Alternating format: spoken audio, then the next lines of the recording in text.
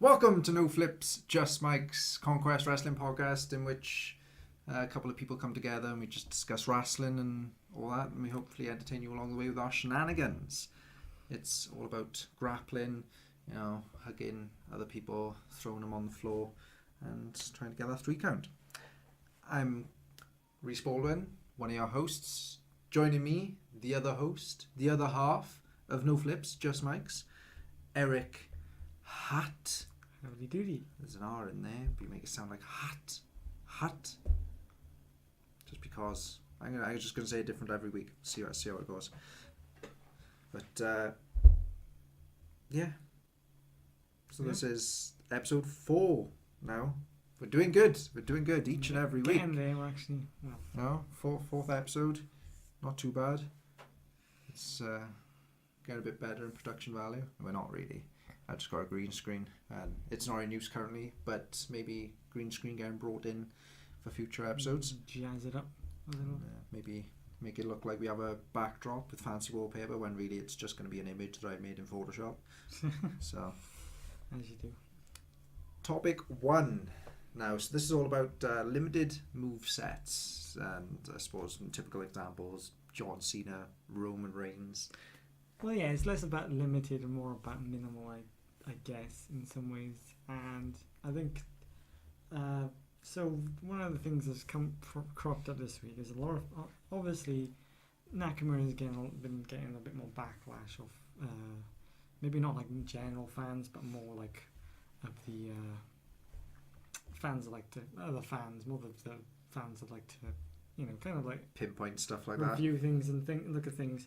And so one of the things that suddenly has complained is like, oh, Nakamura does the same stuff all the time, a la John Cena or a la Roman Reigns, and it's like, yep.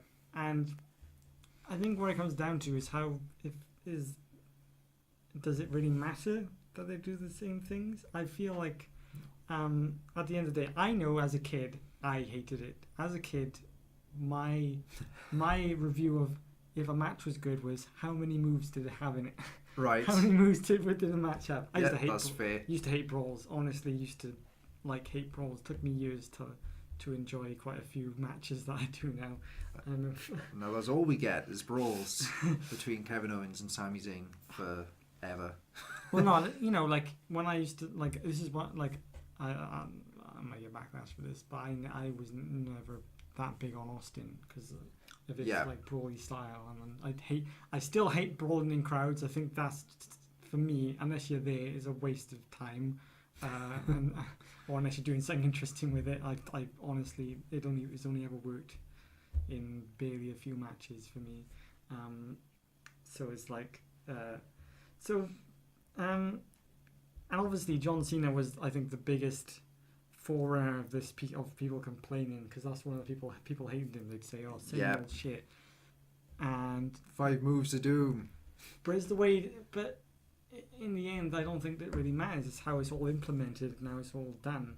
Yeah. You know what John Cena's moves are, so you're ready to react for them, and you're ready for them reversals. Yeah. You're ready for people to in a specific order, so hits the one shoulder block. He's gonna go for a second, and then he's gonna duck a line, do the spin out bomb. What is it called? The spin out power bomb. He just at one point it was called the kill switch.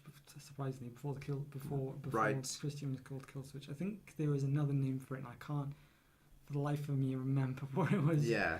Well, now he does the spin out side bomb. He does the 5 knuckle shuffle, which has finally got less and less movement in there as you go along. Like so he used to spit him out, and now he's like lift up. He used to drop fully make the rotation, and now it's just. Well, his first finisher was that, but like to the side. It's like a proto bomb. So it's like, and now he's so there's a sequence with him, and then obviously he did the little other things like the Fame Master. At the end of the day, everyone has moves. You watch any person, and they've got movesets. They got moves you expect. Yes, everyone has a moveset. I think what it comes down to is, I think people enjoying their moves. Like look at Kevin Owens. Kevin Owens has, he does have a specific moveset. Yeah. Like that he uses. My brother, I know my brother made the argument before that what he doesn't like is that there's there's moves that Owens does that could easily be a finisher. Yeah. And yet he goes for the pop-up power bomb, which is simple and effective. But then you think he does like the fisherman onto the knee thing. That's a finish. Off the top, the fisherman neck breaker, and like stuff like that. But at the end of the day, you watch anyone, and everyone has certain things, and I think people just notice things more when it's less maybe interesting. Like obviously, Nakamura, Nakamura has working in WWE exactly like how he has in New Japan. You watch New Japan, it's all the same kind of thing anyway. Yeah, his knees and strikes. It's strike based. It's kicks. He does little combos. He does the strike things. Yeah, he has got that established kind of formula, and I personally like it. I enjoy all his little bits, and I enjoy seeing them. Well, yeah, and, they're recognisable. You're like, oh yeah, he's going for this. Come on, do it. Then like the turnbuckle strike where he sets him up, does the roll back. You know exactly what's coming, but it's like, boom. And that's saying he's evolved over the years, because when he first started doing that, he never used to do the roll back, and then I think he did it once, and then he started just doing it all the time then, because it worked really nicely. Because he used to just put him on there like run around, and it's like no, the roll through.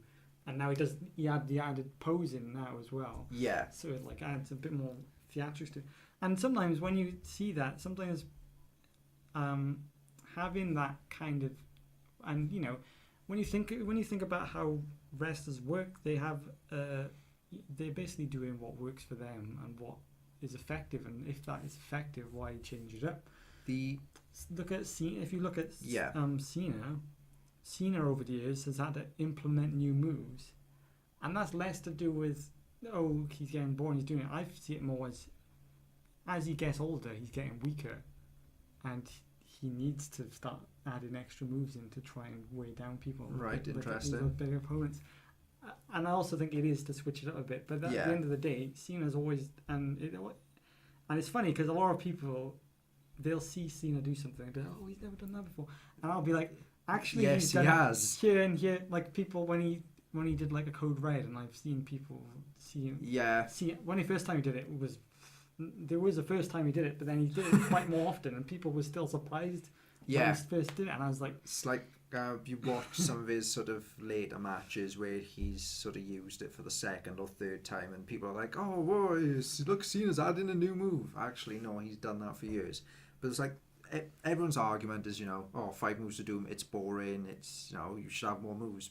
My perception, my sort of opinion on the matter is, if you have those moves and you were beating people with those moves, you don't need any of the moves. It means your moveset is effective enough to beat opponents time after time. And then you get the creative reversals from it that people are trying to get out of. Yeah, it's all about psychology. You get a reaction. It is all down to signatures and all that, but you get reactions from that. People like to see those moves happen. They expect them, and then they either boo them or they react to them, and that's same as Reigns. My brother doesn't like Reigns because he doesn't like that him limited, and he doesn't like the things. And some people, I can understand some people having problems with that. Maybe it depends what you want from wrestling. Essentially, do you want to have more, like a good number of moves, or do you want something that's more, I don't know, or is it more to do with the story and the in-ring side of things? So it's all like, the thing with Reigns is he gets over his limitations what he does is he brings a physicality and an energy that makes me disregard the fact that maybe he only does like the Superman punch, the Samoan drop and the spear. Well, literally with Reigns, it's different from Cena. Like he's got in the way like style, so it's like Reigns does the drive-by sort of drop kick. He does the Superman punch, spear, Samoan drop, and then like a couple of things like sometimes lines in the corner, or like the power bomb. With Reigns, it's more believable. Like, why do you need to sort of go out of your way to try and think of more moves that you can hit your opponent with when that Superman punch literally knocks them down for exactly. It's all about picking your spots and doing things. And he hit his moves. I think he executes perfectly all his moves. It's like if you do something well, you keep doing it. Superman punch. it sometimes happens 3, 4, 5 times in a match. Yeah. But it's effective. Whenever it happens, you're still like, what? You mark out, and it's devastating. Like, all his moves are, they're hard hitting. He doesn't need to do anything else. It'd be nice, like Cena has done over the years, add a little something he does here every and now and there. again. He'll do something. Depends what match he's in. If all he needs is that, why does he need to do a running flip, jump, and dive and whatever? Springboard cutter or something exactly big and thing, and that's just how, and that's how it's always been essentially. Because you look at Austin in his later years, or Austin when he was Stone Cold. Yeah. His matches with majority were him just beating the crap with stomps and punches, stunner, Luthez press, and an elbow drop. Yeah. Maybe it adds a suplex in here and there. 10 stunners if you're the Big Show. That's literally all his moveset was, and yet he's regarded as, one of the best guys ever because it's the way it's the way he executes things, his personality, and the way that it's things. So yeah, it doesn't. I feel like if someone does something well, if someone has a limited thing, but they do, it depends. Like I said, it's all down to the person, how they carry themselves, and how they execute everything. I think there are. I'm trying to think of an example of someone who's repeating boring, and I'm struggling at the moment. But there are people like it, and just in the current scope of things, a lot. You are going to have them people like.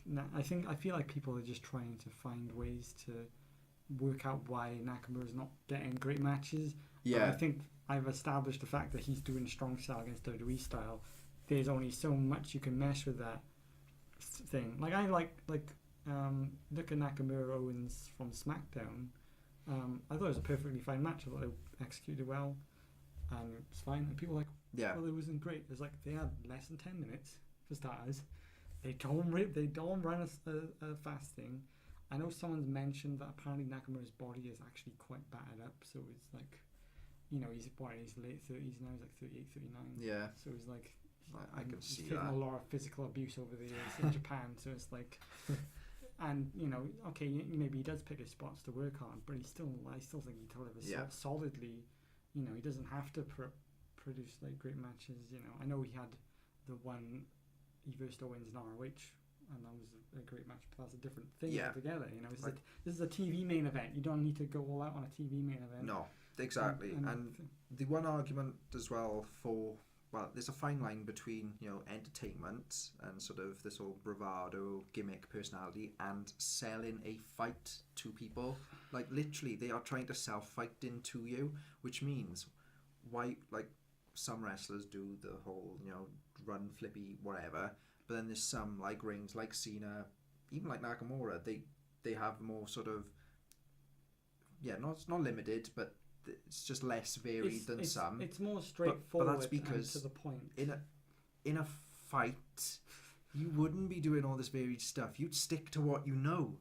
Some people do because fight or flight, they just do whatever. But you stick to what you know. If you know that what you do finishes someone, you're gonna just keep doing it. It's down to having substance over anything else, and people can,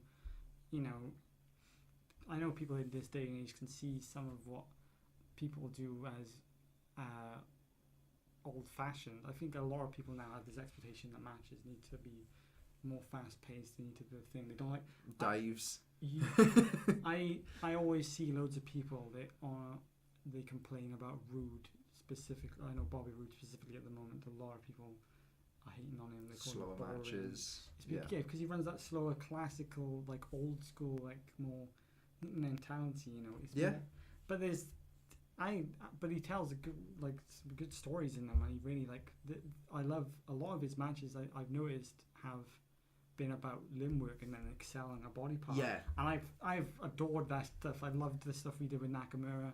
I like what he did with Hideo. That was a great match. It was a really good match. Solid performance. But it's like when people say, it's a slower paced. In a way, I do prefer the sort of faster style because Oh, I am I very agree. much a spot monkey. I do love Oh spots, no, I couldn't get. but I can appreciate the proper psychological feel sort like of matches. there is always like there is a limit to things. Like and someone made a good point. Like in terms of like a heel's not there to excite you. A heel's to do his own thing. If he's gonna wear chin locking for 5-10 minutes, he's gonna wear that in. And it's supposed to build up the Tommy to come back. And it get, you know. And if I, you know, yeah, okay, the crowd can be tired of it, but like the heel's like, I'm okay, I'm here to just, I'm wearing him down, I'm in control. I mean, I will admit there are times where I'm like, okay, this has gone on a bit too long. This rest hold's going on. Bringing up, there is a timing to things. There's fine lines. But think about where they were placed. They were in the main event. What did we already see? We already saw a ladder match with full of spots and no, it was everything. before the ladder match. Oh yeah, Tom, that's right. It was just before the ladder match, wasn't it? So yeah, without that, but Dunn and they already had that was the big back and forth. That was your big back and forth, flashy style match. The women's match, triple threat, more chaotic, less sort of wrestling psychology based. Roderick Strong versus Eric Young. That was more sort of fight. You needed this as your typical wrestling match. That was a classic. Well, I will say with Young and Strong, I felt like that was a very classic kind of babyface heel match. Yeah. And wonderfully executed in more of a kind of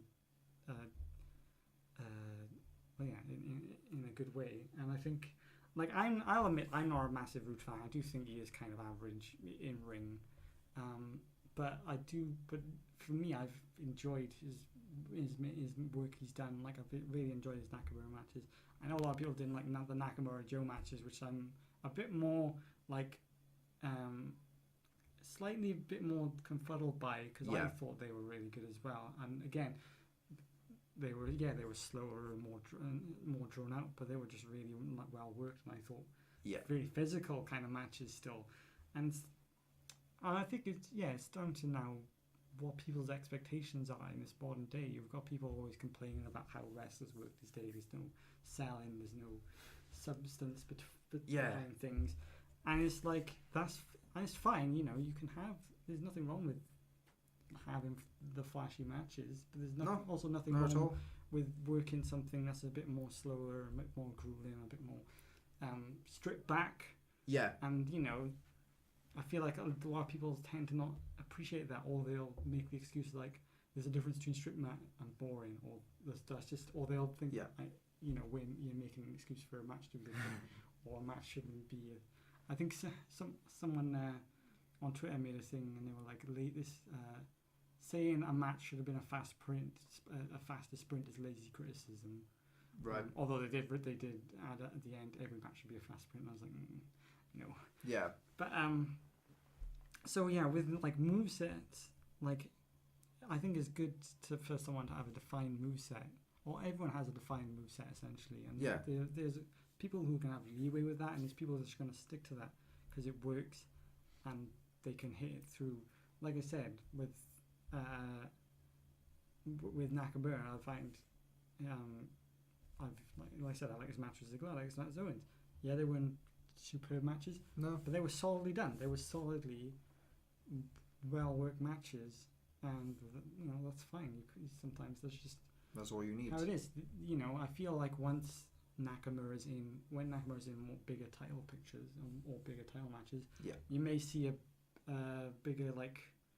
Something much more grander. Well, more time equals, you know, they can get more of this stuff in. They can afford to do a little more sort of flashy, sort of risky. You know, and since he's beat Owens 3 times in a row now, there's a good chance that'll be what is coming up. Although I've heard murmurs of Nakamura being the next challenger to Jinder, so I don't know if there's any truth in that. And then they might, and then the other rumor is Nakamura Cena at SummerSlam, which is I think it's the right call for Cena. Cena's back, July 4th. Exactly. 4th of July. But, going back to something you said, I think it was either last week or the week before, wrestling is what you want it to be. So whether it's your flashy style matches, whether it's, you know, the more sort of long drawn out wrestling mat based sort of style, is something for everyone. Like, they can't just have flashy. Like, I've always found, like, there's a line. If it's too flashy, I think it's too contrived. You can see that they've been planning this out, and they're dancing around each other. I like that sort of. I like the spots, but I like it to be believable that, you know, this stuff can happen. I like the balance as well that they've got at the moment. You know, if you have some flashy matches, you'll have your Rude style matches. I get where people come from. I want to see Rude in a faster paced match now, a more sort of not so much a spot fest, but just faster pace in general. So give him an opponent that can work that with him. His next one seems to be Roderick Strong, and like Roderick Strong's working fantastically at the moment as a big baby face. So I feel like if the Eric Young match is anything to go by, I can't see it being a faster paced match still, but I can still see it being like, you know, story wise really nicely done. And I could possibly see Strong just getting the title of Rude in the way he's being elevated at the moment. And so it's it's an interesting thing, really. Like I said, it all comes down to what people are into.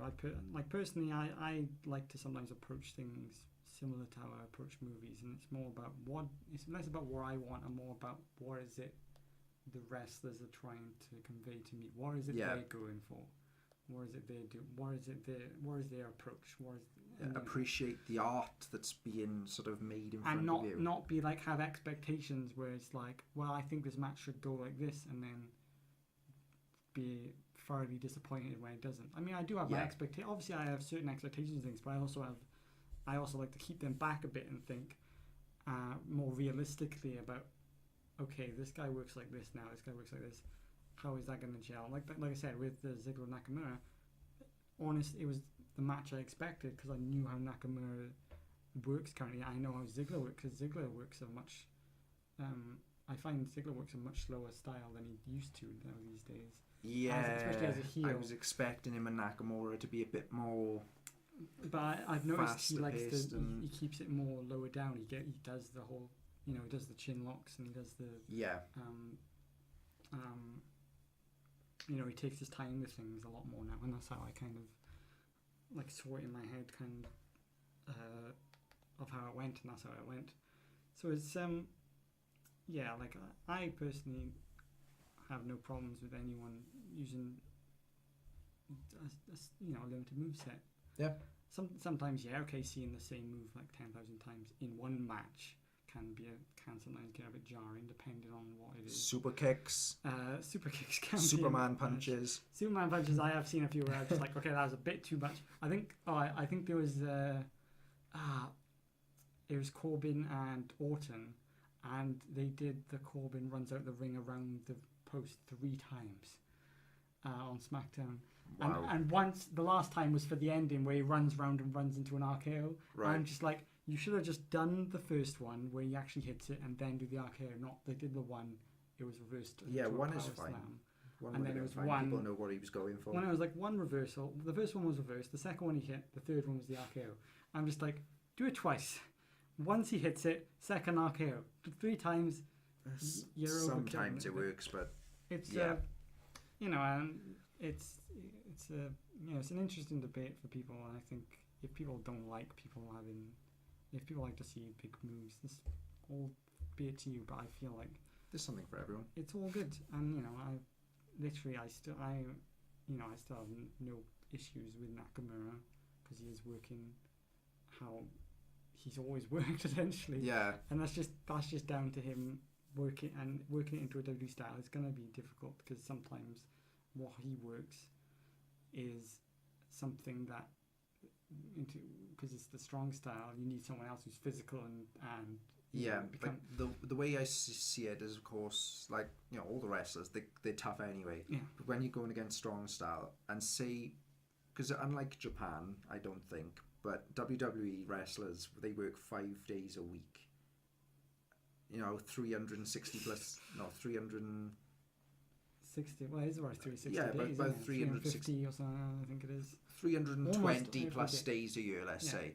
You know, they're having loads and loads of matches. If they have one match with Nakamura where he is going all out, and then they've got to continue another 4 days of matches, you're going to be pretty battered and beat up. So I'm imagining they're sort of honing in on the whole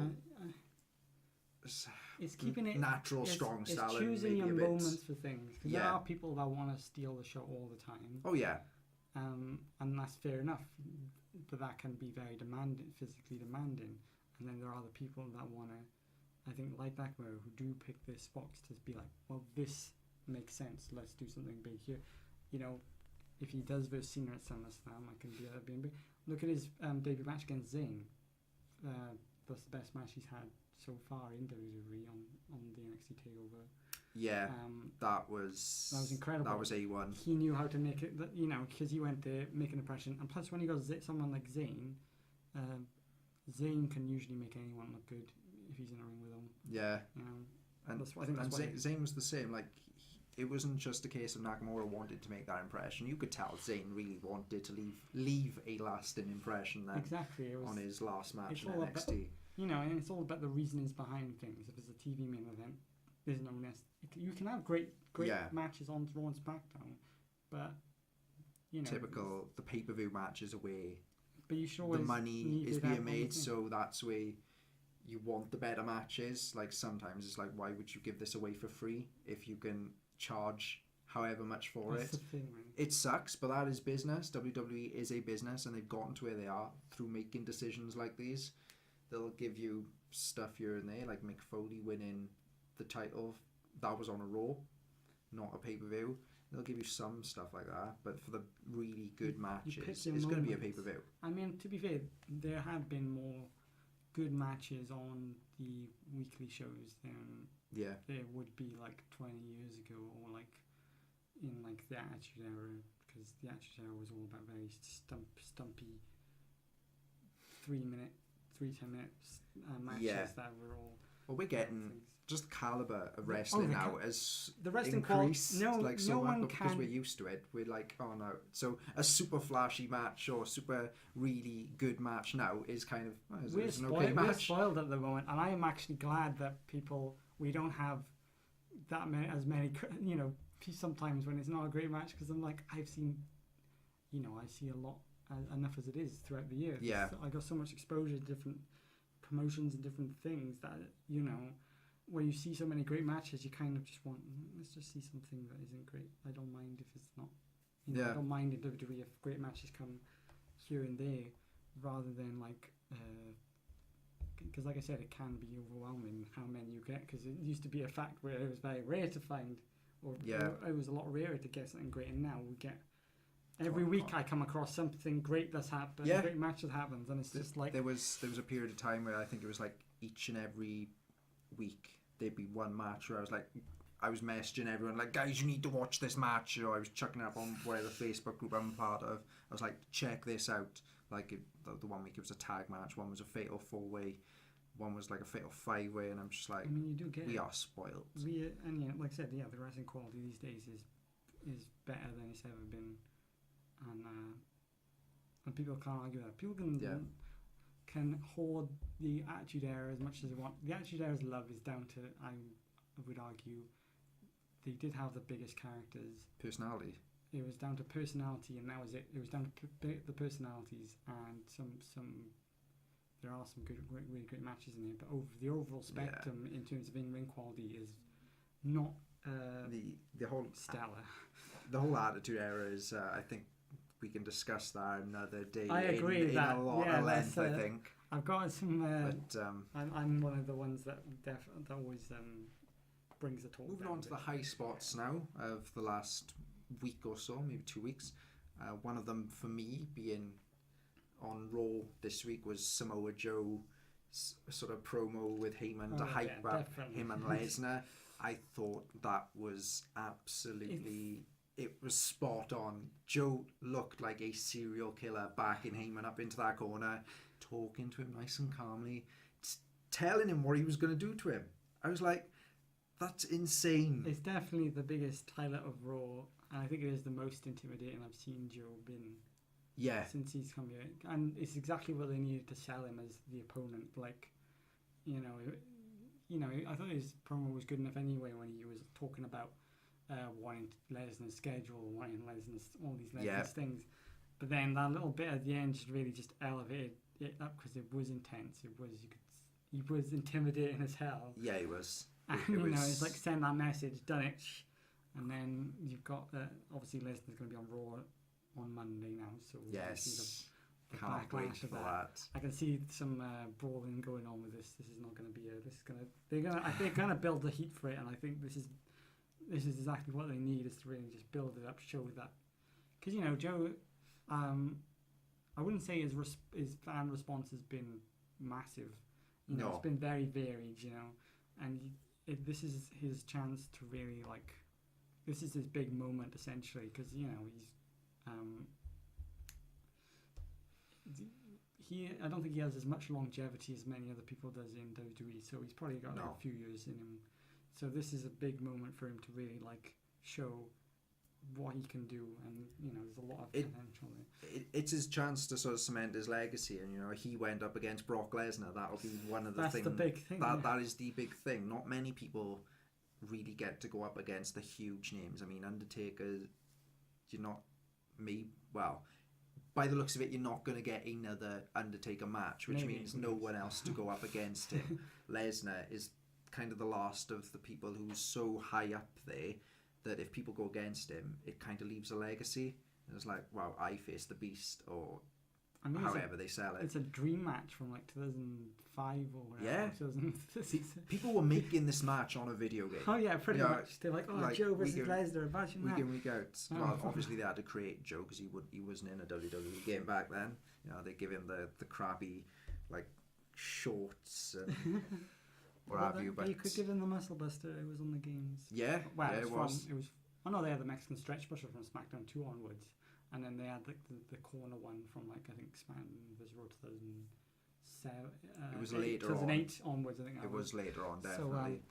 So, but yeah, dream match, and I mean it's just hype written all over it. They're two big guys. I didn't expect Joe to win at Extreme Rules, but he's the opponent you'd believe could go up and beat Lesnar more than the others. Not to say Balor couldn't or Rollins couldn't, but he's just more believable. He is power. He's smart. Yeah. He's Lesnar, but more varied with his moves. I think so. And I think I know a lot of people are like, well, this is 10 years too late, or this is a bit late, because I know obviously I know Joe's. He is a bit of a slower worker now, and he is, but he can still go. And I feel like he will step up his game for this specifically. I feel like he has got that drive to want to go for it, and I know he's gonna want to do something, do well with it, and it's definitely interesting. Like I said, that segment they've executed perfectly. Got the hype for it. It was the best. I think it was the highlight of Raw, really. Compared to everything else. There wasn't. I think. Because I noticed with Raw this week that they had you had the opening and the main event, which were the big matches. You had Wyatt Reigns, really liked that match a lot. Yeah, I enjoyed it. Then what was the main event? Was it Rollins and Joe? Oh, yeah, it was Rollins and Joe again, which was a good match. Wyatt sort of interfered. Well, kind of interfered. His music went off, and that was it. Oh yeah, that's the weird thing about Wyatt at the moment. He's just been everyone's guilty. I'm coming after them. Yeah. Loses to Reigns, and now he's after Rollins. He's gonna go back to Reigns surely, because Reigns now isn't in the title picture. Braun is currently nowhere to be seen. If he's going after Rollins now, they might be leading to Rollins at Great Balls of Fire. I don't know what they'll do with Reigns though, unless they. Reigns, Balor in a number 1 contenders match. I'm not sure what they're going to do with them lot, because there's a lack of opponents. Because Rollins, Balor, and Reigns are all face. Correct. And then Wyatt's a heel. Yes. Joe is the heel, but he's up against Lesnar. Yes. All true statements. I don't know who else there is. Who else is big? Main event status, there isn't really, like, Braun was, but Braun's he's gone. injured. We have Chucked it Ambrose away. potentially. Now he's dropped the IC title. See, that's. But who's he gonna he's face? another face. He's a face. So, Oh. heel-wise... They could put Balor with Miz, potentially. That might be I a could match see to that. go for. I don't think I'll do Reigns and Miz because I think Reigns is above that IC title picture kind of thing at the moment. But it's a prestigious Oh title. no, it's a prestigious title. that was the other highlight, the segment with Miz, with the whole. Actually, they still got the Ambrose feud going on. Yeah, that is Yeah. still very much there. Because obviously they had the segment where he's celebrating and then the bear, and it's like, oh, Ambrose is the bear. No, he's not the bear. And then there's a massive gif, which is a grandfather clock, and Oh, wow. and Miz goes, and it turns out he's the cameraman. That was quite a fun segment. Miz is great on the mic, especially with this whole. I think it was everyone was chanting, "You deserve it," and he's like, "That would mean something if you didn't chant it to every single superstar that wins a title." And I was like, "Yes, Miz." Yes, definitely. He's gold. He's gold on mic. Yeah, that is chanted a bit too much, but I get it. A lot of people do deserve the stuff. Like, especially when Naomi won it, I found she has worked hard. She's improved. She deserved it. But then it was like other winners, like, you deserve it. I mean, it was like, a bit weird. Yeah, I suppose. Saying it to Miz, considering he's almost matched the title reigns of Jericho. Yes, and he deserves it. Exactly. Miz is number one at the moment. It's I think everything. The rest of Raw is just like really short matches. Yeah, short matches, kind of not. You've got the Enzo and Cass thing where Cass has been attacked. Thought it was Enzo, or there's an insinuation. It was insinuated that Enzo that he got chain planted on him. Who knows where that's going at the moment? It's literally going to be they're going to attack each other each week without the other knowing, and then it'll turn out to be like, do you know who's attacking me? No. Do you know who's attacking me? No. Actually, I do. And they both at the same time. It was me all along. I mean, they almost insinuated that because obviously Big Show teamed with Enzo then, and they squashed Gallows and Anderson. But so, and then backstage they were with each other, and then like Enzo's like, let's go celebrate gambling, and Show was like, you go on ahead, and then he had this like weird look on his face, like. So it was like, suspicious. is Big Show attacking these like, two? Who's doing this? Who is it? What's going on? Are we due another heel turn for Big Show? I think we are. I think the only thing else I want to mention from Raw is just I want the Raw Women's Division needs a kick in the arse. Yeah, needs a kick in the arse. Extreme Rules, they did the kick. We were never fussed on the kicking opponents. We were very like, okay, fair enough. And then they completely just made that a throwaway. Felt like a Divas match I'd get a few years back on Extreme Rules. Like, we'll give you this match to do, and then like you can hit each other a few times. I just don't understand. Like, it. Imagine if they did stick to having an Extreme Rules match.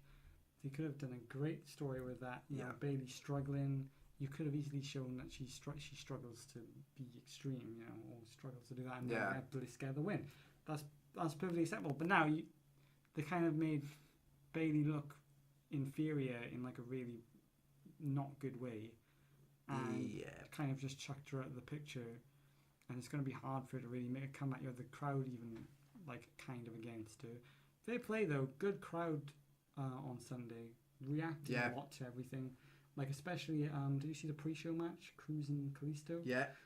Crowd were really into really that. Enjoyed they that. Actually put on fair play to them. Kalisto is one of my sort of dark horses. Whenever I see him, I'm like, this could be a great match. He's crap on promo, but but he delivers in ring, but his like promo work is definitely like. Well, he was in one of my favorite matches of 2016. It was him and Corbin. Him and Corbin in a chase match. Oh, that was great. I thought that was one of Corbin's best matches as well. His Ryback matches were good as well. Yeah, I really liked his Ryback matches. Enjoyed his Ryback's sort of phase and his Corbin stuff. But it's like, I mean, to be like Extreme Rules, like I said, I mentioned it to you earlier. The tamest Extreme Rules I've ever seen. Like they shouldn't have had even had the name attached to it. Like the Extreme Rules 5 ways, they had a few chairs and the stairs and being used. Yeah, stairs and a barricade spot. Someone got through. Yeah, barricade spot can be used in a normal thing. Yeah. So, to be fair, a 5-way you can use weapons anyway, so it's just there's no disqualification. In an Extreme Rules match, you expect. I was expecting a table bump. Not like an announced table bump, but an actual table bump. An actual table bump. You expect a bit more than just a regular street fight match, I suppose, because it's extreme, which means you expect weapons. The weapons of old. You just expect a baseball bat might not be used as much. Can. Yeah, trash cans. I love trash cans. I don't know why, they just sound good. When they get bashed over someone's head, it's just like it just folds around their skull. And instead they're like, we'll use the stairs with Wyatt and Joe double teaming, and then someone will use a chair a few times. The chair was used quite effectively with the sentons and the double stomp stuff. And it's like and obviously there's the cage match then, which I liked. I thought it was a good little cage match. It was fine. I really enjoyed it. And then so Hardy did his big bump off it. That's probably like the most extreme it got all night, essentially. Apart from the announced table bump, I think that's about as extreme as it got. Yeah. And then everything else kind of just, submission match was fine, although a bit weirdly, I thought, put together. And then I can't even remember what else happened. Oh, the Miz Ambrose was good. Miz Ambrose was good. Really like not extreme. I really liked the disqualification stipulation. Thought they used it really smartly, especially when it was like, it wasn't the finish, it was the distraction for the finish. That's a nice little swerve. They've been doing nice swerves with this Ambrose Miz feud. And the whole Miz stuff, like whenever he has Maurice sort of get involved, and it's smart. It's very smart how it's done. He works very much to his character, and that's the thing. He sticks to it, and and he's very good in ring now. Because he's improved so much over the years, and he's just like, he gets it. And and then obviously on Raw with the women's stuff, they had Nia Jax they brought into the picture, and then Bliss was backstage and asked Mickey James and thing to be part of to help her, and they're like, no, we're just gonna watch you by the side of the ring. And then they go, and then at the end, Bliss gets herself disqualified because of them, and then they go to attack her, and then Jax attacks them, and then Jax attacks her, and then Bliss runs away, and then she attacks them. So basically what happens, Alexa versus Nia, for whatever reason Mickey and Dana thought they'd just come out and watch Alexa get her ass kicked. I kind of get it, watch her get her comeuppance. They've had a few problems with it in the past. Throughout the match they were kind of like they were like schoolgirls in the corner, like just pointing. And then afterwards, when Nia Jax was sort of frustrated and angry, laid her hands on them, she shoved him into the barricade, rushed in the ring to try and get Alexa ran off. Mickey and Dana went in behind Nia, stood with her, and it was like, are you high right now? Are you literally standing right next to the person that is so angry with you she wants to kill you? And Nia turns, hits Mickey, and Dana just stands, this sort of surprised look on her face. I mean, why are you surprised? Why are you surprised that she's going off on one? But it was like, she stood there, did nothing to try and help Mickey, and didn't even do anything when Nia went after her. She just kind of stood looking. And I like Dana, don't get me wrong. I think she is really improving. It's not one of the best yet, but she is improving. She's learning. But come on, you can't. It was like when John Laurinaitis got picked up for an FU, and he just had this blank expression on his face, like he was ready. And he was a wrestler as well. So it was like. I think the worst takeaway was just the crowd were just confused. They didn't know what to chant the crowd didn't know what was going on. Who are we meant to be getting behind in this match? And the fact of the matter is, no one seemed to be working in a way that you could get behind anyone. So it's like, where are they going from here? Where are they gonna go from here? Yeah. And you compare it to, like I said, SmackDown Women's. Everyone's involved in something, doing well.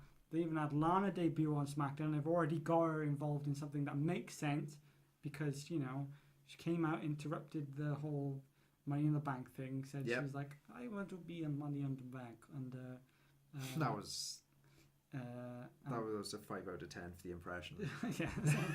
I mean, to be fair, she's not very consistent with her accent either sometimes. So no, definitely not. So, and then Naomi's like, why are you here? Like, you know, you've never even had a match. You've never even beaten anyone, which is fair game. She has had one match. She was in that tag team match way back when, like 32. last year, was it? Last.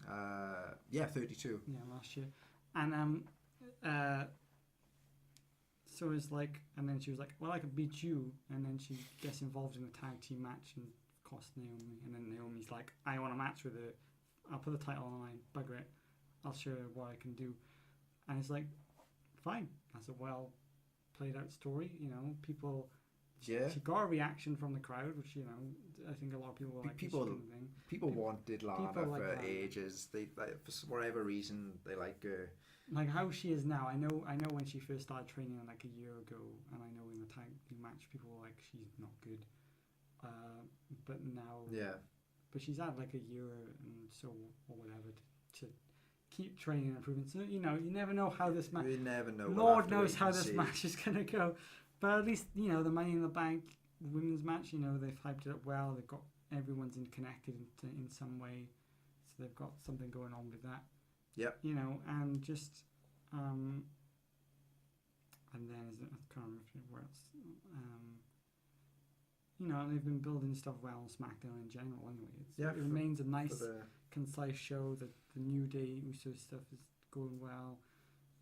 You know, again, Breezango involved. With their fashion files, which is a fun segment.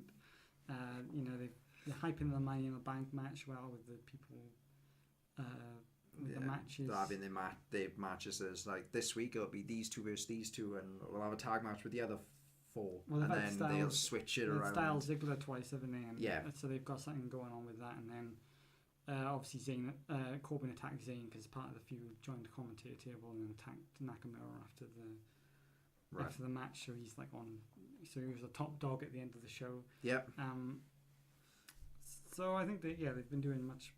You know, it still remains the best show of the week essentially because it is concise and it is like easy to get through. Yeah, it's more condensed. You get what you want more or less. Like the segments, I don't think there's too many. You know. Oh no, they do keep them minimum. Like usually they'll be the 1 or 2 segments. They'll obviously usually the opening segment and then like in the middle. I don't think they did one this week, from what I recall. Maybe they did. Maybe. No, I can't. But so yeah, that's kind of I think all that's been happening this week. It's been like Extreme Rules was pretty good overall. I think. Extreme Rules was pretty good. It wasn't great. Solid enough. I think I didn't dislike any. Felt like a in between pay-per-view, setting other stuff up and whatnot. But yeah, those are the high spots for this week. So a couple of stuff from Raw, a couple of stuff from SmackDown, and Extreme Rules, of course. Now moving on to topic 2. Sweet is the tag team division. So basically, we discussed the women's division and how SmackDown are using the SmackDown using the women's division better than the Raw. And now with the tag team division, it's kind of the other way around, with more tag teams featuring on Raw than they are on SmackDown. In fact, NXT. And before WrestleMania, we discussed how the tag team division was like non-existent for like 2 weeks running, or there was like 1 week then they were featured, then it was another week where they weren't. And as typically you get your champions, you get the challengers, and then the challengers will face like another team and the champions will do a promo then afterwards or something like that. Basically, where is everyone? That's whereas like half the tag teams are sort of on the sidelines. They'll do the dark matches or the main event or the other stuff that barely anyone watches. Really, because like obviously on Raw they have the main champion and challengers, and then they do get They have a secondary feud. And then they do have the other teams involved, usually in some other things, which which usually those other feuds are very throwaway and not very like memorable. Yeah. Like, I know they do that a lot with Enzo and Cass, and their stuff, and obviously they've got, they feature Gals and Anderson in some capacity. Yeah, usually each week. So it's like, yeah, I feel like they always have something for those for the tag titles, and then they kind of struggle outside of that. Especially on SmackDown. SmackDown's the biggest one because sometimes you're not even sure SmackDown's going to be on the tags. Yeah. Going to be on SmackDown. Well, like up to Mania, 4 weeks, there was like 2 or 3 weeks before it, and it was just like no tag teams. Tag team until like the week before, and they're like, 2 weeks before, and they're like, oh, there is a tag team division, there is a thing. Yeah. And they've kind of... But because they weren't having a match at Mania, I think they just kind of like didn't need to spotlight that they weren't having a match at Mania. But that's the problem, I suppose. is that they kind of... they've kind of dropped the ball on American Alpha. Where are they right now? They should have been the biggest team in that division, and they kind of were when they first came in. They prolonged them getting the tag titles, that's fine. I know Thing got injured. Yeah. So that didn't help. And they kind of prolonged them getting the titles, but by the time they did, there was kind of this... they hardly got any promo time. Yeah. They were like, put them in the matches, and because they didn't get that promo time, the connection with the audience got a bit lost. Yeah, and definitely. Kind of brought and then just led to the Usos down their popularity, and then beating up. The Usos beat them. The Usos are now the top dogs, and Alpha are just nowhere to be seen. And Alpha are a super talented team. They excelled in NXT. They were this big thing in NXT. They were one of the... When they had the draft and it was like American Alpha was the call-up that I was most excited for. Like, it wasn't Balor, it wasn't... what are the ones there? Carmella, Alexa Bliss, Mojo Rawley. Like, American Alpha was the call-up I wanted, and now I'm just like, yeah, cool, it's American Alpha. They're probably going to get screwed over, or they're going to lose, or they're not going to be seen for a couple of weeks. Instead, we're getting the Usos every week, near enough, which rightfully so, because they are the champs.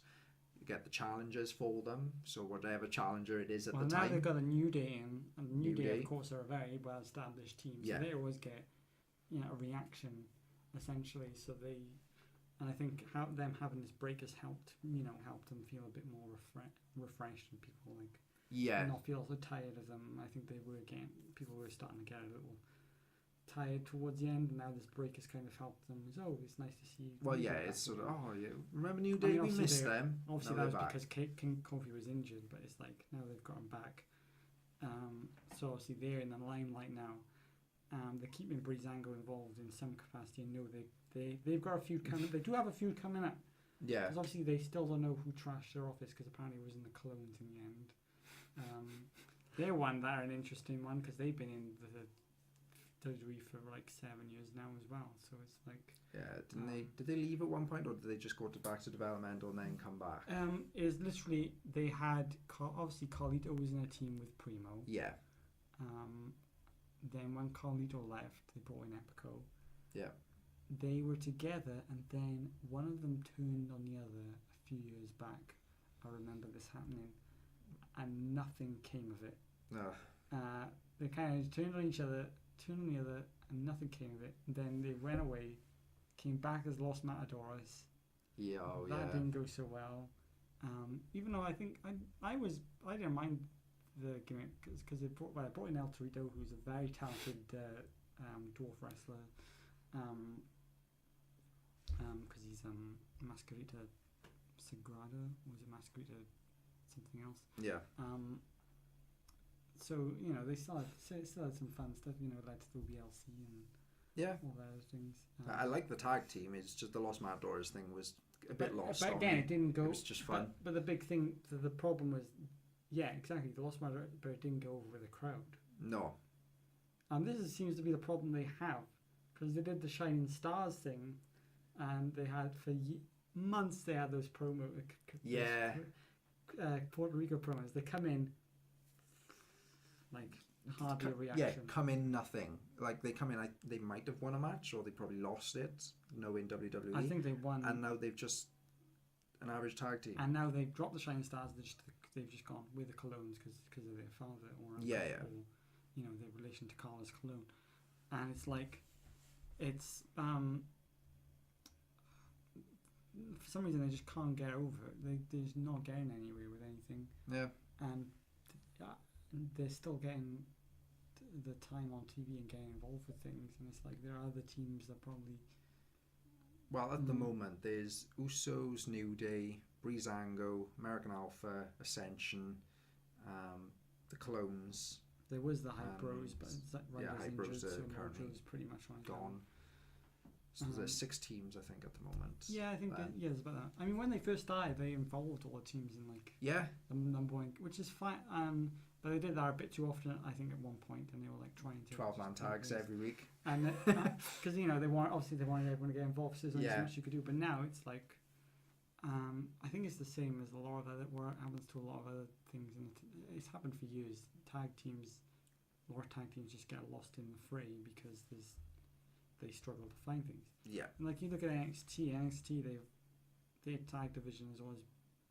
I mean, they've always kind of kept the focus on a few teams. Yeah. And then obviously they moved up, but they're like focused. But they've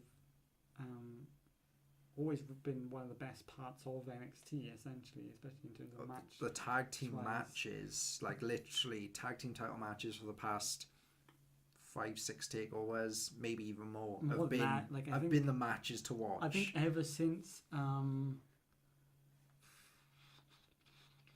Oh yeah, actually, longer than that. I'm trying to think. Stuff like Revival and American Alpha. Yeah, exactly. They are the matches to watch. Like, I'm trying to think who was before. I can't remember half the people that was in tag teams there. But yeah, it's been like for a good couple. I'd say like a good 2-3 years. They've been one of the best things on there. And then they move up and they kind of get. They get lost in the shuffle. Ascension. I always thought that was a team that wasn't going to work on the main roster anyway, and they went through a bit of a rough patch anyway because when they first started, they still are. Well, no, when they first started, I was excited when NXT first started and I saw them promos. I was like, this looks really interesting, and they obviously had a different guy as well. They had the British guy, I can't remember his name, instead of. Shit, who the hell's in that tag team? Victor and Connor. Who's the big lad? Is that Connor? Big lad's Connor, right? Yeah. So it was someone else instead of Victor. And then they started, and the ring stuff was like, oh, this is not too bad. And then obviously he left, and they brought him in. And, it kind of worked on the NXT brand, but when they got onto the main roster, they straight away just went, your job or your enhancement talent, you just... Didn't they get beat up by... numerous people, like they had like promos. Was they going up against Legends and then Legends ended up beating them down or something like that? Yeah, it was something like that. Yeah, they were against the Legend people. But that happened. It's lost in the shuffle. Like Alpha Revival might have a good chance of being the first one to really elevate or be big on that division because they have a style that works for them, and they have. Well, they've been on there. They've been in there for a long time. And they've kind of honed everything perfectly. And I feel like that can really work. It's a very mixed bag, really, because there are teams that are working well on there, and then there are teams that are not so much working well. Yeah. And it's a lot of the teams, like I'm invested in and behind. But because of the booking, I'm kind of just less enthused then about them. I'm like that. Like I really don't care much for Gallows and Anderson these days. Because of the booking. Otherwise, like I'm high on them. I think they're good, but it's like they're coming out to lose. I know they are. So why do I care? And they've got the Hardys in now, and they've got Sheamus and Cesaro doing their thing. And I think a lot of Heath Slater and Rhino, every few weeks, so to chuck them in. Again, they've mainly just become enhancement talent. You know, they don't seem to elevate more than that. You know, and that was a really nicely done story they had on SmackDown. That was such a great really idea, nice, and it was like they had more run in them, I think, for the tag titles. They still had some more left rather than just lose them to the Wyatts that took the Wyatts took it off of Morton and Harper. Oh yeah. And then that led to the Usos beating American Alpha beating the Wyatts. And then it changed focus from Heath Slater and Rhino to... It is all over the place, isn't it? But so in... I mean, I'm glad Breezango kind of managed to find a place for themselves. Now they have. Now took some time. That's what I mean. I'm glad they've kind of done a bit of a U-turn, because when they first started, it was more like, we're just putting you in a tag team, see how you have fun. They probably didn't expect it to go very far, but then like we need a face team to replace. I don't know why they needed a face team to replace American Alpha, but they did. So they like, let's do it with them. Fashion Files, you know, has been a fun thing. So yeah. But in terms of tag teams, just lost in the mix. So they got the club, Heath Slater, Rhino, American Alpha, Ascension, Breezango. You know, they got brought to the limelight, but I can tell they're just going to be. I mean, unless the crowd, you know, is still going to pop from whatnot. It depends who they could get lost quite easily. Who they are, the people that trash their offices, really, who their opponents are going to be for thing. Fuck it. I'm not even sure. It probably will be the Ascension. Rats, probably. No, in WWE. Who trashed our office? Oh, it was just these furry little things. Well, just beneath them breaking up and having a feud, but then they've already broken up a Golden Truth, so you don't want to break up another Golden Truth. That was another team that was like, oh yeah, we got the Golden Truth together now, and then it was like we down. Struggled for years to really get a tag. There are moments where the tag team division looks like they're on an uprising, and then it's kind of took in a bit of a thing, and it's always this like wave motion, and it's never like reached the heights of.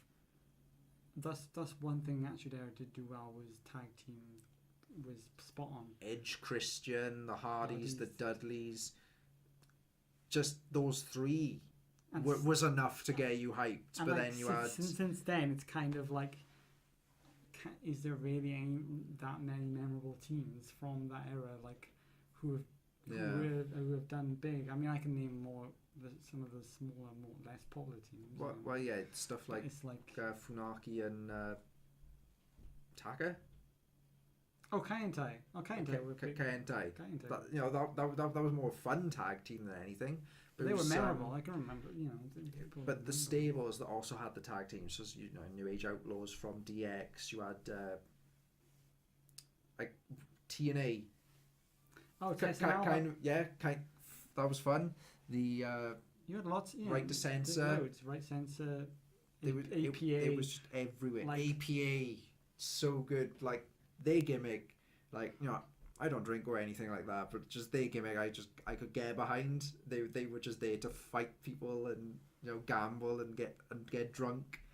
But there's so many tag teams which are now like quite revered from that era. And then you look at, like I said, the rest from the last, say, 10, 15 years, and trying to pick anyone that's really like been big, it's a difficult thing. The Usos have been the more consistent. Usos definitely. Shield. Probably been the best.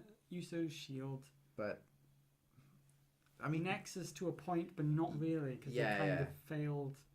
They're memorable, but the whole thing kind of was handled a bit. I don't know. Yeah, in a weird way. It was what it was. But like, the more revered tag team. I mean, you still get. I mean, like from like two. New Day as well. Yeah, New Day. Currently, New Day are the newest big names. And that's literally in the last few years where that's happened. Like between, I think, 05 and 010, or like 04 and 010, there was just this almost a lack. They chucked teams together. It was throwaway tag teams. And there are teams you can remember, but they were never big. Like Deuce and Domino. Basham Brothers, Mark Jindrak and Luther Reigns. You know, Deuce and Domino, the Dicks, the Gemini. Gemini, yeah. Heidenreich and Animal, which was kind of cool. I enjoyed that when it was going on, but it was still just a bunch of weird things. Yeah. No, the pit balls. They were called something else, weren't they? They're called the Pit Bulls. No, Who's in the Pit Bulls? It was Kid Cash and Jamie Knowles. I thought it was Kid Cash.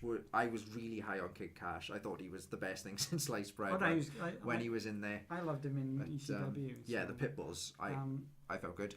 London Kendrick are a big one, I think. Okay, they are a big one you can from that. Think, one. We have to think about them. We have to literally go. One tag team out of... I'm going year by year. Like 20. Who is this in London this and thing? Kendrick are actually my favourite tag team ever. Just laying that out there. Oh, Eminem. And stuff. Eminem, they were pretty, they were good. Miz and Morrison. There were some kind of, good ones, but not New Day level where they're like not even just wrestling, but they're traversing all kinds of media at the moment. Hardys, if you know wrestling, you kind of know the name the Hardy brothers or the Dudleys. It's like it's just something they've really like I said, they have their periods, but nothing. They struggle to really consistent. Like I said, there's always like this promise, like I think it was in 2010 or 11 where they started branching in more tag teams, and people were like, they're going to focus on a tag team division this year, and then they kind of didn't, or they kind of have, and it's just been like, it's a very I don't know, it's been tough for another tag team that I've just sort of completely forgotten about, but I'll remember every year. And there's William Regal and Dave Taylor. Yeah, see, I was thinking that 'cause I only thought of the ladder match from Armageddon 06. Yeah.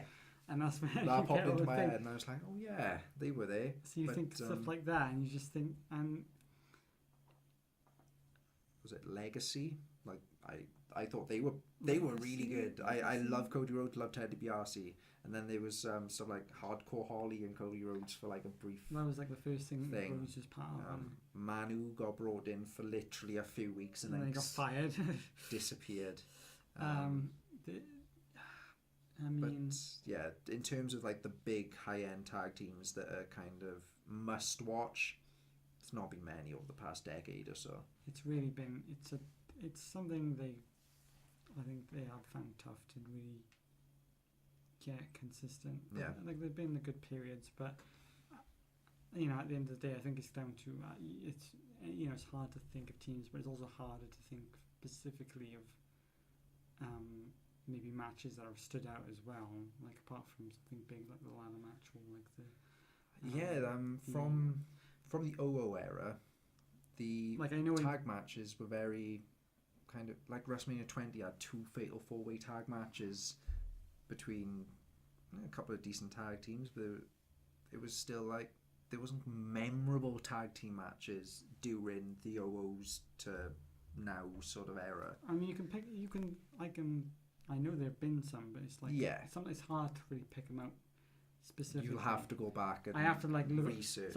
Or if I rewatch a pay-per-view and be like, I remember this tag team match. This was really great. Yeah. And then, but I also do remember tag team matches from say like 2010 or like I think it was between 2010. The tag team matches were like, this is decent, but I'll forget about this, and that's pretty much what it was. So it's I mean. There's teams there to make some. Like I said, there will always be periods where they'll be good, but there's just apart from NXT, which have probably been the most memorable and most, like I said, the best they've done with tag team divisions, because obviously it's more concise and they less have an ability to focus on. Maybe make more than just the tag title matches sometimes, but at the end of the day, they, I can remember them. And they're delivering much more invested kind of tag team matches than a lot of what we get today. So so I think that's about as much as I can say really. Like a mixed results. Yeah, mixed results. The tag team division, like you said, ups and downs, waves. They'll get this tag team, and then it's like you've got all this potential, and then they just book them, and it's just like wee. But That happens. It happens with the women's division. Happens with everything, essentially. With most of the I divisions. mean, even with like, you look at the Intercontinental title, the US title. There were times when those titles were non-existent on pay-per-views for months, and you wouldn't see hardly anything about them because they were just like, don't know what to do with them or thing, and it's or not getting defenses or people just seeing the same people defend all the time. I remember. Yeah. It's. I think everything just goes through periods, and it's just, and it's. Give us a resurgence now. We want it. All the tag teams, all in one. Like I said, they every time that they always bring in a new tag team in NXT, which is like, oh, these have potential. Like I think the newest one at the moment is Heavy Machinery, which is really fun. I do like them. So it's like they slowly bring in these tag teams, and then it's just trying to get it to work on the main roster. That's the issue, is the transition to the main roster. Transitions, timing, booking, all that. But that was the tag team division segment, and now we're going to a little sort of dark corner called the Hart Attic, where there's someone there in the corner trying to push Japanese wrestling on us, and it's kind of given me some knowledge. There's a lot of mentions you've made over the past few weeks where I'm like, right, I need to take the time and just watch some of this stuff. But we take it to our correspondent in the Hart Attic, Eric Hart. What have you got for us this week? What can we watch? What do you recommend? Oh, okay. Well, actually, I haven't really seen that much this week because there haven't been. There's been shows it's just down to like show availability and what I've been watching. Can't talk about what's not happening. I mean, I can mention. I know tomorrow is the big one because tomorrow is one of New Japan's big shows. Is probably the second biggest show of the year, I'd argue, with its lineup because it's got 3 matches that are rematches from the big Tokyo Dome show in January. You've got Kushida. Obviously, you've got the Kushida Hiromu Takahashi, junior title match because Kushida won the Best of Juniors last week. That was the story that where big he redemption got story. beat in like 2 minutes. Right. Well, he lost the title at Tokyo Dome, had a rematch, lost the rematch in 2 minutes. Right. And then won the Best of Super Juniors. This is his big thing. Awesome. I'm actually really excited about tomorrow's card because I knew like some of the matches and I read the whole lineup. I was like, okay, this is crazy. What's the event called? It's called New Japan Dominion. New Japan Wrestling's Dominion. They got a gauntlet match for the 6-man tag titles. They've got. I didn't realise that. Yeah, like 6-man tag titles. They're 6-man tag. I remember them being old. They're not prestigious belts. Let's put it that way. Yeah. They were literally introduced, I think, last year or the year before, and they've been swapped so many times. Like they don't even care. But they got a massive gauntlet match going on, so that's exciting. Yeah, that'll be good. They've got the tag title match. I think it's War Machine versus the Gorillas of Destiny. If you don't know what the Gorillas of Destiny are, it's Haku's kids, which includes Camacho. Do you remember Camacho? Yeah, I remember Camacho. He's in there along with his brother Tama Tonga, who's been in New Japan all this time. He didn't have a WWE run. Yeah. They're like a tag team. They're called the Gorillas of Destiny. Cool. And good. Camacho, I didn't see much of. So is he? Gorillas of Destiny aren't that great. Like they have this really like slow theme music, which is like really like sucks the teeth out of the building, and it's kind of like I don't mind them, but like they can vary in how good their matches. War Machine's a really good team though, so it's interesting to see how they go. Then so I mentioned the Best Super Juniors. They got the never open weight title, which is Hiroki Goto versus Minoru Suzuki in a death match, lumberjack death match. So I don't know how that's gonna pan down. But is everyone going to be wrapped in barbed wire? They get thrown out into the people that wrapped in barbed wire. I don't think New Japan. I've not known them to have a death match, so this is really interesting. I have no idea what they've planned for that. I've never watched what a lumberjack death match has to do. I mean, a death match can vary between extremes and not so extremes. Yeah. If you want to watch death matches, watch BJW. That's the big one at the moment because they're the ones with the wacky light tubes and all the other crazy stuff, bricks and I think terrible. I think I can't watch week, it. I think the other month they have their like tournament, the King of Deathmatch tournament, and they had open cans, like empty cans, like stuck to a board, Okay, tin cans. that's cool. Board, as a weapon that. thing. They have some creative That things. is cool. Although I think last year I watched a match and someone had their like a needle stuck in their cheek or something. They didn't take it out. I was like, take the needle out of your mouth, man. No, thank you. I think my favourite weapon ever would be Lego. Some of it's really good, and some of it's not so good. But anyway, so they've got that, and then they've got so the second rematch from the Tokyo Dome is Tetsu Naito versus Hiroshi Tanahashi for the IWGP Intercontinental title, which Naito has been trashing throughout the weeks. It's literally like he literally just throws the belt about, Oh wow! and like smacks against things, and literally fell apart, and like a bit of it's missing, and he's like not. Wow. It's crazy. He's like this proper like just I don't care. Don't kind care of thing. about the title. Since turning heel, he's been one of the best things in that promotion. He's just superb guy. And then the main event is the big rematch of the infamous 6 stars that Meltzer gave their match at Tokyo Dome, which is Kazuchika Okada versus Kenny Omega for the IWGP Heavyweight title.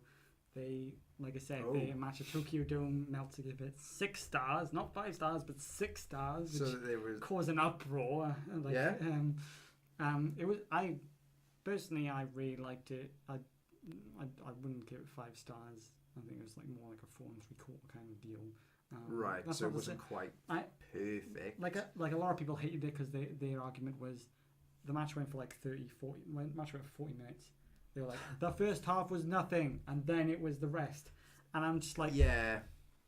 And I kind of disagree with that. Like, I feel like they were like, okay, it was a bit slower going that first half, but they were doing stuff, and there's some crazy stuff in that match. And to be fair, that last 10 minutes was just absolutely magnificent. Like, so sometimes you watch things and you get that end stretch is so tense that you're just like. So Okada, Omega, I've heard tons about, Bullet Club and all that. Omega this, Omega that. I don't know who the hell is doing that. But I've heard tons about him. I don't think I've watched a proper match. I've watched clips of like him versus a little kid and. He started off in DDT, obviously, and so he's always been like about. In DDT he always had fun. He had a absolutely mental match with Kota Ibushi. We had a few matches with Kota Ibushi and he was a tag team with him, but he had this mental match with Kota Ibushi, which they pretty much try and kill each other. There's literally a super rana to the floor at one point. Like nice. And they're both standing on the top rope when they do this as well. So it's like a standing super rana off the top to the floor. That takes balance. That doesn't just. And a Phoenix Plex off the top. My God. Oh my God. It was crazy. You heard it here first. Oh my God. That match. It's so when he came into thing, he was known as the cleaner. He was part of the junior division. He used a lot of like antics. So it was like people get involved. He had like a brush that he used. He was being like doing dirty tags. So a lot of people kind of hating on him. Think he was a bit wacky because he can be a bit wacky sometimes with this stuff. He looks it. And then obviously last year he made that transition after Styles left. He made the transition to leader of the Bullet Club. He became part of the heavyweight division, and literally I think made a big turnaround on a lot of people for the G1 Climax, which is what he won to go to Tokyo. Yeah. And delivered, and to be fair, he did. He delivered like the fantastic final and the match before it were brilliant. And he's, he is a really great talent. In terms of non-WWE stars, he is the biggest name out there at the moment. Like that I constantly get thrown my way. Fair. That's a fair thing, because I think I can understand that, because obviously in terms of definitely in terms of like American talent or like foreign talent or like people. Yeah, so the biggest name other than a WWE name that you consistently hear about is Kenny Omega. Yeah. Well, yeah, because there's always that people always like drop the rumors of him signing. Yeah. I just remember I missed out another match from the thing, which is they also got the junior tag titles on the line, which is Roppongi Vice, which is Trent Beretta and Rocky Romero versus the Young Bucks. So nice. It's going to be something. Sounds good. But anyway, that entire card tomorrow could be one of the best shows of the entire year. I'm not like right. I need to watch. So excited for it. Like this is a big one because this is Omega's chance to win it, and I know some people are saying he will, or some people are saying he won't, but he'll win the G1 Climax and then go back to Tokyo Dome. Because one thing that New Japan like to do is long stories, extended stories. They did the whole thing with last year at the Tokyo Dome where Okada beat Tanahashi in the Tokyo Dome for the first time after losing like twice to him. And that was like that massive thing. Wow. I love that match. It was like one of my favourite matches. It might be my favourite match last year, and second favourite match. Like Okada's like one of the best guys going today in terms of just quality big matches. Like, we had the match with Shibata, where Shibata is now, sadly, he's had to may not wrestle ever again.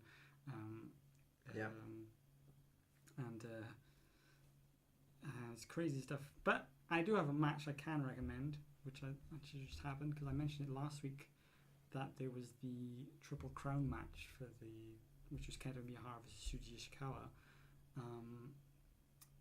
which was Shuji Ishikawa won the Champion Carnival versus Kento Miyahara Triple Crown title. Which actually, when we did the podcast last week, I went home and the live stream was still going on, so I managed to catch the last two matches while they were going on. So I managed to watch it, and great main event, great title match. They really delivered. Like last few minutes, really like tense, and Shuji did get the win. He did a wrist clutch Olympic slam, which which he's never done. So I think that's what he regarded as the Miyahara killer, as his way to win the title. And it is a huge victory because Kento's held that title since February of last year, and his plan was he wanted to beat the record for most defences. Now the most defences for the Triple Crown is only 10, which is Kawhi. Right. That's obviously because they don't defend him every month; they defend him every few months. So you don't. That's fair. So this was his 9th defence, and he lost it. So it's a kind of a shame because this wasn't broadcast live. This was recorded, then broadcast a few weeks after on TV. Right. Probably down to obviously it's down to the TV stations when they broadcast things so nearly everyone knew who was winning anyway. So you kind of lose maybe some of that drama when you're watching it because you know who's winning. But this drama was still there when he was watching it. There was still just a good drama there in those last few minutes because you really do, you can see Kento just struggling to really try and keep his thing, and Shuji gives him everything he has, and he does all these big moves, big finishes, and nothing works. So that's when he's like, okay, here's the Miyahara killer, or that. It was like a rich clutch, like Olympic slam thing, but it's like he landed on like the back of his shoulders and the head. Right, like the judgment. You remember the judgment slam in the WWE games? That's it. Yeah. That's what it is essentially. Cool. So yeah, that's I think that's my recommendation. And that's pretty much all I've seen so far this week. But yeah, I think that's it in terms of all things Japan. There's like I said, Dominion's tomorrow, so I'm sure I'll have lots of recommendations depending how it goes. I'm definitely looking forward to that tomorrow. And best thing is only have to wake up in the morning and watch it because it starts like 10 a.m. So nice. So a lot better than the WWE time. Because Japan is like 12 or 13 hours ahead or something like that. Yeah, they're in the future. Or 9 hours ahead, I think, or 10. They're far enough ahead, so you can. So usually you can just like wake up and just watch it unless they do it really early, because some of them are like we're at 6 a.m. or 8 a.m. But this one I do believe this one's 10 a.m. which is really nice, or it might be 8 a.m. or 9 a.m. I don't know. I'll be Yeah, waking up and I'll be watching it Is anyway. there? So It's happening. It's gonna be fun. It's gonna be fun. So that's Yep. that's all from the Hart attic. You can now climb down the stairs. Yay! Got there. So finally now we have the topic 3. Ding ding ding. Money in the Bank predictions. So we've been doing this predictions league, and then we're going to be doing until WrestleMania 34. That'll be the final sort of pay-per-view of this year, and then we'll start again with whatever pay-per-view is after. We're doing the NXT ones as well. Got Money in the Bank coming up. We've already done 3. So we've done NXT TakeOver Chicago, Backlash, and Extreme Rules. And so far, the league stands in 3rd place, Squire or Nathan Watkins with 2 points. In 2nd place, Joshua Powell with 3 points. And then joint first with 10 points each is us two. We differed, I think, Once, but so TakeOver completely the same. Yeah. Backlash we differed twice. That was the Jinder Mahal and Orton, and then the yes, Mahal. I can't remember the other one. No, I can't remember the other one. And then Extreme Rules, I think we had the same. Yeah, we had the same. Pretty much, yeah, we guessed the same. So joint, 10 at the moment. So hopefully, we've got 5 matches to predict now. That's all that's announced as of this moment. But this will be sort of aired next Saturday, so it's the day before Money in the Bank. So, we don't know all the matches yet. We can't see the future. We have the SmackDown Women's Championship. Naomi versus the new acquisition to SmackDown Live, Lana. I find it weird. Someone's just called Lana. I say someone. A wrestler's just Lana. I don't know. It just sounds weird to say. Yeah, but then you got Naomi. I don't know, because I think it's just more syllables. So I'm just like Naomi and then Lana. Lana. I don't know. In my head, it just sounds weird. Yeah, I guess you. I'm going with Naomi. I can't picture Lana winning the title. I can't. This is a weird one, because this could easily be, she could easily win by shenanigans, just to get a massive heel boost. But it would be very similar to the whole Jinder winning the title thing. So that's why maybe they might not do it. We don't even know yet if Lana can wrestle. So that is my thing. That's why I can't see her winning or becoming champ. She could win by DQ or count out or something like that. But I just can't see her as champ right now. I can't see her as champ either. So it's very like. I mean, I think I'll stick with Naomi, because I don't think they would pull the trigger like that necessarily, unless they do. The only way I could see something like that happening is if, depending where the position of the women's Money in the Bank is, because they might do the woman cashing in on that night again. So Naomi, Becky or Charlotte unless could cash in on Naomi, or unless she joins the match. They join the match with Lana and just to do something more. Could happen. With it. It's a tough. I think Naomi will win. I don't think. I really struggle to see Lana doing it. They wouldn't. I kind of wouldn't be surprised if they did that so early. But ding ding ding. I don't know. I'll say Naomi. Yep. So both of us go with Naomi.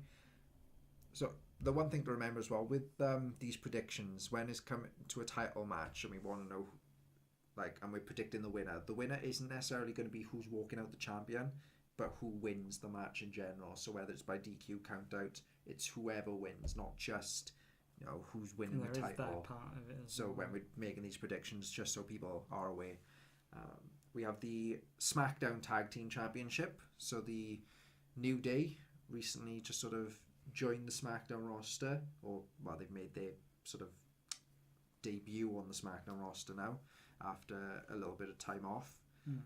Usos, New Day.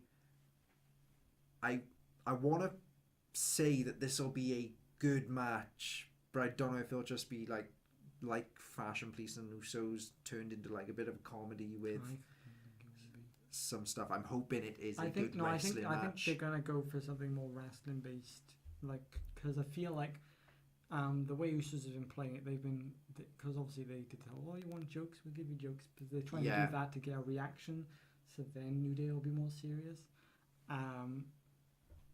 Now, whether New Day will win on their return, there's a good chance there. There is. But I think they might win them, but maybe not on this pay-per-view necessarily. So I think I'm gonna give Usos the win here. I think I'll give Usos the win, because I feel like they may not.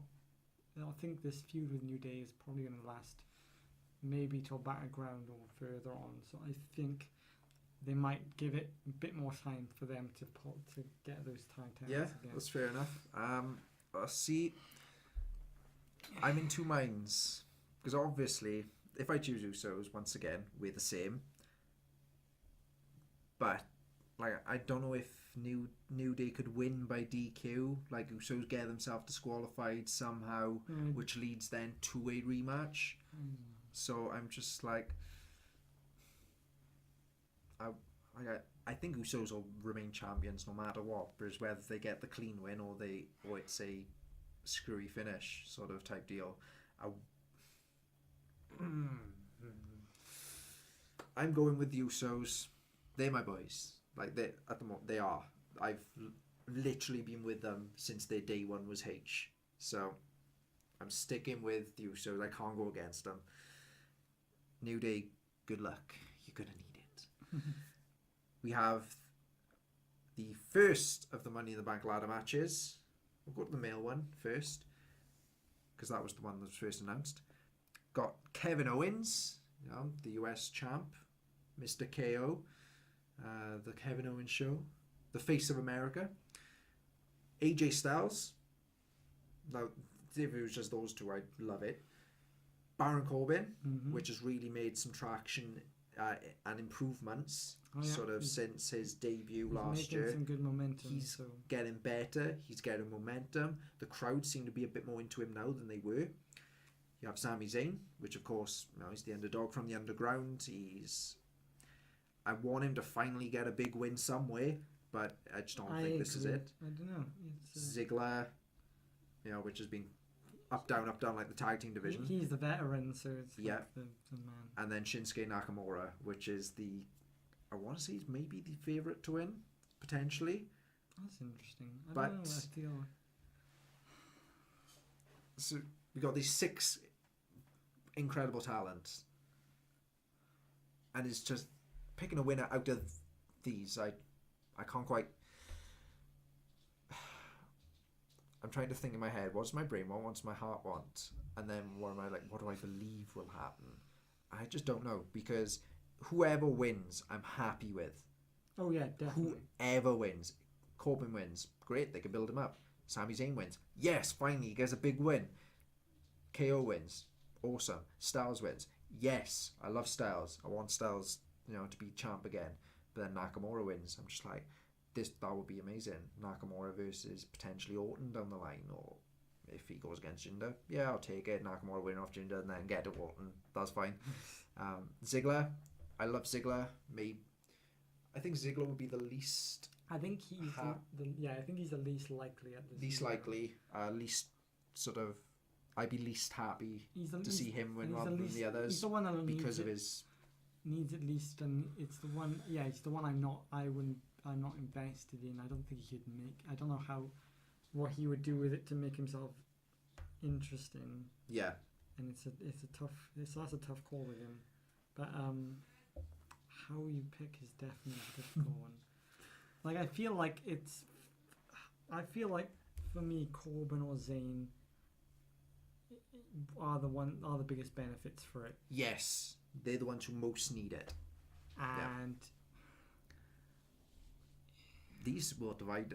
These Money in the Bank ones will change our league. I think. Oh, definitely. Oh, definitely change things. Unless we both wrong. But I feel like they've given Corbin really great momentum with everything. I feel, but then again, this is down to like however SmackDown goes on Tuesday. yeah, I feel like that could be a forerunner of things. But then again, they've been they've been doing it in a way that makes everyone look like they've got a chance. Yeah. Apart from Owens been losing like every week. So, but then he's the US champ, so it's not something he necessarily needs right now. And no, I don't see Owens winning. I don't see Ziggler winning. I think those two are the ones that can be taken out of the equation the most. I'm going to choose. I'm going with Zayn. I feel like they need to give Zayn something big. I feel like Corbin can spruce himself up on his own, and that Zayn needs that kind of something there to kind of help him. That would be my argument. So Zayn needs it more. I'll say Zayn. I'm going to go with Zayn. I feel like they've got a good chance with him. I wanted to go Zayn originally, but I'm going to change. Okay. We're going to spruce things up. Maybe change the league a little rather than having the same point. I'm going to go Nakamura. I'm going to say they're going to pull the trigger. They're going to give him the briefcase. He's going to do the whole, imagine him doing an entrance with the briefcase in hand, like whatever he does. But I think that'll be a cool dynamic. Nakamura with the briefcase, sort of do little things with Jinder, maybe Orton. He seems like the one that would just like tease it and like then leave. Yeah, like he'll do his big dance and be like. Yeah, literally, he'll do like they've just had a match. He'll come out, do his little thing, and he'll just be like, walk off, and we're just left blue balled. But that takes us then to the other Money in the Bank ladder match, the women's Money in the Bank ladder match, the first ever, and it might be the first ever women's ladder match in general. In WWE. In WWE, of course. They've had women's ladder matches in other. Various companies. I can't recall there being one, so I do think that. Yeah. Right. Well, we got Charlotte Flair, Becky Lynch, Tamina, Natalia, and the Princess of Staten Island, Carmella, with James Ellsworth, of course, because he's got to play a factor. James Ellsworth, I take the biggest bump of the match. He will. Probably biggest bump of the show. Well, Owens might take the biggest bump, actually, of the show. Or Zayn potential as well. With this one, I find it a lot easier because I am pretty sure Tamina won't win it, Carmella won't win it, Natalia won't. I think Charlotte will win it. I'm thinking it's this whole, she's won the Raw title, now she's after the SmackDown title. I think it's she's gonna get the briefcase. And she'll cash in Naomi probably a lot sooner than we anticipate. To maybe cement, no, she is actually heel, but the enemy of the enemy is my friend at the moment type scenario. But who knows? Because after saying all that, in the back of my head, I'm like, Carmella could win. Tamina won't. Tamina's a definite no. Yeah, I don't think Tamina will. But I'm like, Natalia could win. But that's because I love Natalia. So I'm just like, it's tough, isn't it? I'm gonna love Money in the Bank and Rumble. I'm gonna say Natalia. Yeah. Yeah, I think she could have a good heel run with that briefcase. Yeah. Yeah, I think that would be great to see. I would love to see Natalia with the briefcase and do something with it. Because she'll be another one I can see just teasing about just playing about and like dangle it in front and just like sort of doing promos like, well, everyone knows that I am she'll the next do the fake out as well champion. As well. Yeah. So I think that'll right. I think Natalia. I'll go Natalia for that. Yeah, I'll stick with Charlotte then. Okay. I will stick with Charlotte and see what happens. And then the final match. Will this divide us again? The WWE Championship match. The Maharaja Jinder Mahal versus the Apex Predator, the Viper, Randy Orton. Is it going to go back to Orton so soon? Because so far, every pay-per-view, it's changed since And that's Rumble. the problem. So I feel like they're going to stop that. And Yeah. I know, obviously, it's in Orton's hometown, but that makes it all more perfect for Jinder to win. Yes. That's more. That's going to be the biggest boo moment of the night.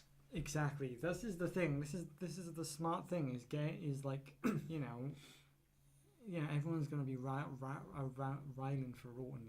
He's in his hometown. Yeah. And then Mahal wins, and it's going to be massive heat, and that's how you build heat with someone. Yeah. And they need to keep Jinder a relevant thing, because I think. Yeah, I say until SummerSlam at least. I know at the moment he's most. Maybe. He's not exactly. He's his. I think someone mentioned that his match on SmackDown was like the least watched moment of the SmackDown, which is against Mojo. Which, to be fair, I kind of enjoyed that, because I liked them trying, Mojo wanting to, Well, he beat Mahal. And it made sense, and it was a nice little thing for him to get involved with, and gives obviously show Mahal as the heel. Yeah, and give him another win, and sort of give him some momentum. Like I'm going with Mahal winning, because I fully expect this to build into a sort of scenario where it's SummerSlam, because we got Battleground next month for SmackDown. Then SummerSlam, I expect Orton, Mahal, the Singh brothers finally are banned from ringside, and it'll be maybe some cool stipulation, maybe not. But I expect that's if they keep Orton in the picture, really. Yeah. I don't know if I imagine. I feel like if he loses twice, if he's lost, if Orton loses twice in a row, he might get he might get another shot at Battleground, but it's very like. Nefarious means always grounds for a rematch. There is true. I feel like, but I don't think they would. I think something else would happen at SummerSlam rather than Orton thing. That's I think fair. Orton might fail just again 3 times, or maybe he will just win it at Battleground or whatever. See what happens. It's Mahal's it's a tough sell to switch winning. out. So, I feel Jinder's got. I feel can't hinder Jinder. You've had enough titles change hands on every pay-per-view. Let's just keep this one. Yeah. Thing and give Mahal a bit of a run. If you're going to give it to him, might as well give him something a bit of a lengthier heel run. He's doing well with it. Okay, he may not be the most popular of guys, but he's handling it well, and he's getting reactions. So exactly. You can't say fairer than that, really. So we differ on 2 there. So it's a little bit better. We'll see what happens now. We have Great Balls of Fire in a couple of weeks, and that hopefully we'll have more matches to predict. We may change up how we do the predictions, so I don't know whether do a quick sort of 15-minute segment the day before that just goes up as a separate thing rather than being included in the weekly podcast. See how it goes, just so we can then predict the 7 or 8 matches that finally get announced rather than just 5 matches each time. So we can differ. I mean, any matches that are announced, we can always just talk about, not just like message predictions to add them in anyway. Yeah. So we'll work something out like that. Because they might end up being the Breezango might find out who's trash droppers, and they might give them a match or something. Yeah. It seems to be the only other match I think they can add at the moment. Everyone else is busy doing something. Yeah, I believe so. Yeah, all the big players have done all the things. They've got like 4 matches. 5 matches at the moment. They could add another one. 6 matches from Money in the Bank. That gives Money in the Bank match about 20 minutes each, 25 minutes. Those will go long. Well, maybe I feel like the men's one's definitely going to go a long time. Half hour. The women's one might go for like 15. I think 15. 20. Yeah. But yeah, they'll definitely go 6 match show sounds about right. We'll see how it goes. So yeah, that was our Money in the Bank predictions. Our next lot of predictions will come in a few weeks with Great Balls of Fire. So you can tune in on the next show, and we'll give you the results then of Money in the Bank. No, not the next one. 2 weeks time. Obviously when we record and blah blah blah blah blah. Blah, blah, blah, blah. But yes, thank you for joining us. If you like what you see, please give us a thumbs up down below. That would be greatly appreciated. And give us the old subscribe button. You know, if you just click on it, poke it. Don't poke the screen. I mean, you know, click on it with the mouse. That would probably work best. Unless you have a touch screen, PC monitor, then that would be awesome. Please send me one. Don't forget to click on the bell next to the subscribe button or wherever it is. I think it's next to maybe the numbers of subscribers. But that'll give you a notification every time we upload a video. You can join the Conquest in a number of different ways. You can support us on Patreon at patreon.com/join the Conquest, and that will be hugely appreciated because that will make the Conquest train keep on chugging away, keep on growing, allowing us to give you more content and more varied content and higher quality content in general. You can like us on Facebook, facebook.com/ConquestCG. You can follow us on Twitter at @run_conquest. And all the other sort of channels and websites we have, they're down in the link below. So you can have a little rummage, find the one you want to go to, click on it, and you're there. This has been No Flips, Just Mics, episode 4. We've got 5 next week. Milestone. Kind of. Nah, not really. Milestone would be 50, maybe. See how it goes. And I have been Rhys Baldwin. He has been Eric Hart. Shout out to All Japan Kings Road Facebook page. Yay! Sharing my one review and play. Nice. Awesome. That was awesome. And of course, for joining, you have been absolutely amazing. Thank you very much, and hope to see you next time on No Flips, Just Mics. All that's left to do is to ring the bell.